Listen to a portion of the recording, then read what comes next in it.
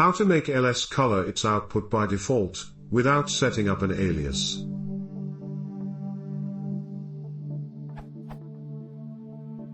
I don't want an alias ls equals color, and I had previously set this up on Mac as using clickcolor environment variable which magically brought colors to ls.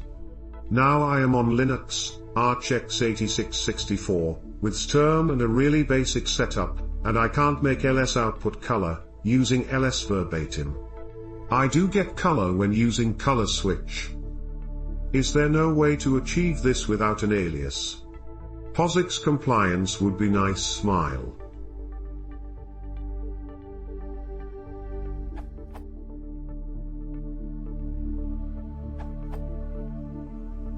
There is no way. The ls-man page will show you that the default setting for color is none. EA. Never use color. Any reason you don't want to use aliases?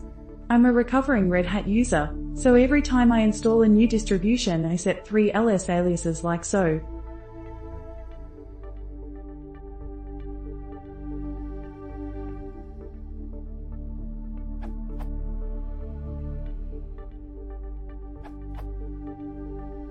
You can use the alias method so that every time you open the terminal and use ls, verbatim just ls, not ls color, results will be colored.